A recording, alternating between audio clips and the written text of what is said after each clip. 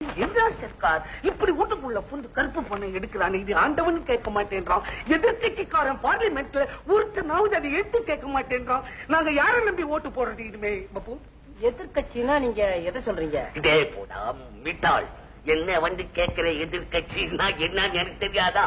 சர்க்கார் எவ்வளவு நல்லது செஞ்சாலும் அதை எடுத்துக்கிட்டு இருக்கிறவனுக்கு பேரு எதிர்கட்சின்னு பேரு. சார் நீங்க என்ன சொல்றீங்க? இப்ப சர்க்கார் சொல்றத எதிர்கட்சிக்காரங்க ஏன் எதுக்கலங்கிறீங்களா? நீ எல்லாத்தையும் எதுக்குறான், ஏன் இந்த கருப்பு பணத்துல எடுக்காம உட்காந்துக்கிட்டு இருக்கான்?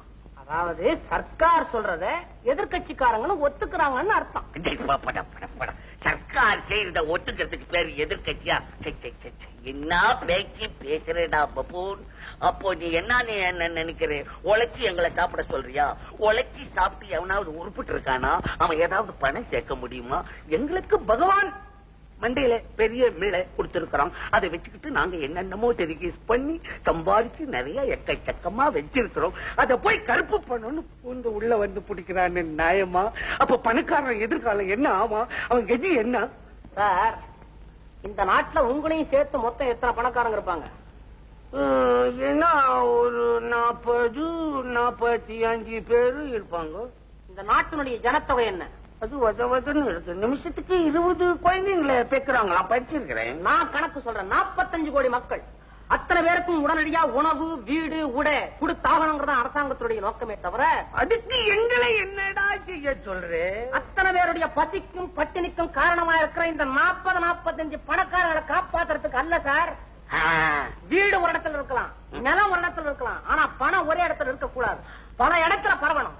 ஏழை மக்களுடைய வாழ்வை வந்து பரிமளிக்க செய்யணும். தொழிற்சாலைகள் உண்டாகணும். இதுதான் சார் அரசாங்கத்துடைய நோக்கமே. முடிவாய் போச்சா?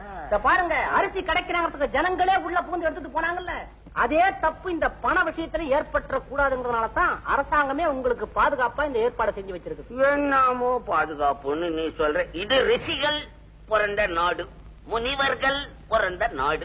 கருப்பு பணத்தை யாரும் தொடக்கூடாது, அதான் நான் சொல்லுவேன். ஏன் உங்க குரல் குறையுது?